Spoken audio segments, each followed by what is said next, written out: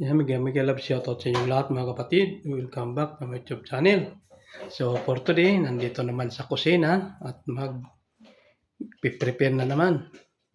Ayan, ang gagawin ko po ngayon ay little pizza. Ayan. Ayan, ito po kalating cup ng oil. Yung olive oil po yan. Ginamit dahil yan ang gusto nila.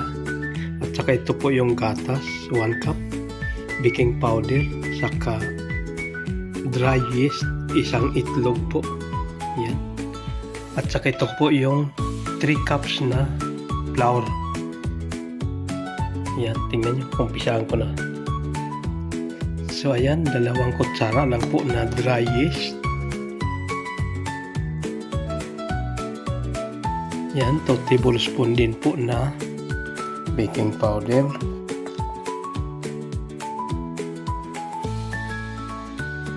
Ayan, at imimix-mix lang po natin ng konti.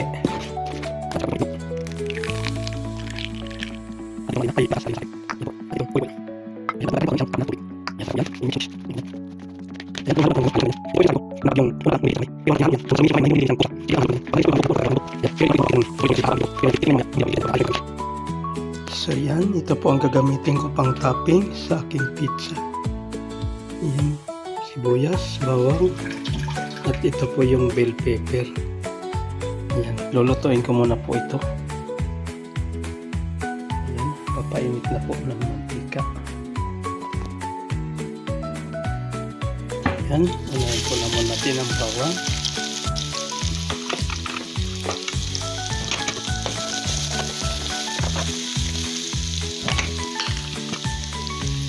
At lagyan po natin ang sibuyas.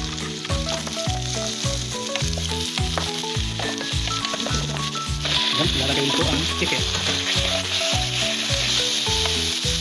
Ayan, at magdadagdagan po tayo ng paminta. Maglalagay tayo ng chicken mouth cube. So ayan, mag-a-add po tayo ng cooking cream.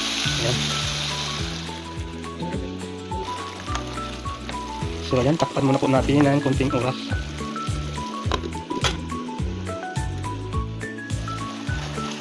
Ayan, konting oras na lang.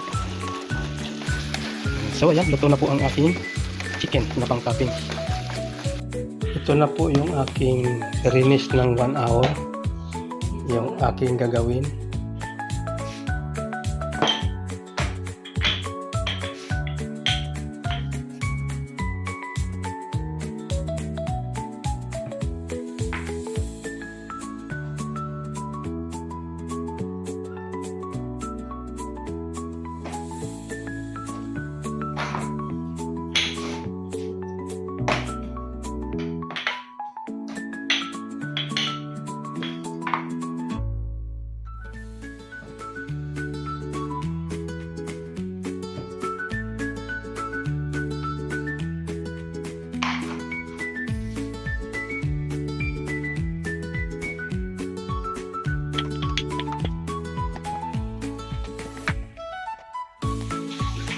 So ayan, nagawa ko na po ang dough ng little pizza ko.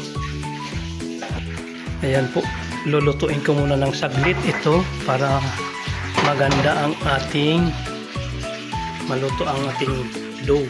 Ayan.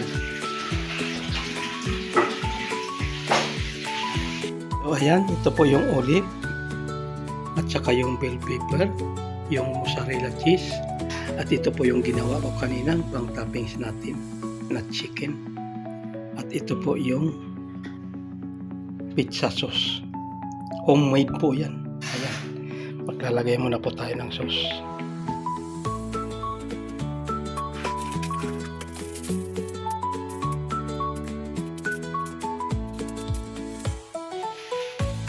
So ayan, lagyan na natin ng sauce ang mga little pizza. So ayan, lagyan muna natin ng konting cheese. Ayan, nalagyan na po at isusunod na ang chicken.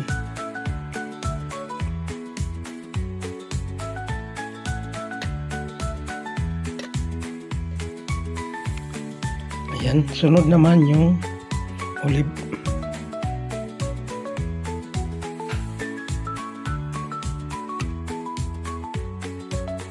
So yan, naubos na ang lagay ng olive at yun naman bell pepper.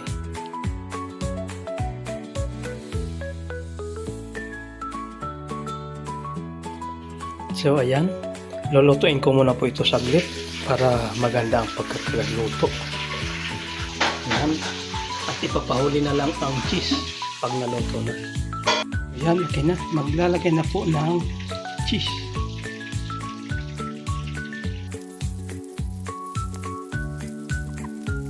So ayan, okay na po, ibabalik na sa oven.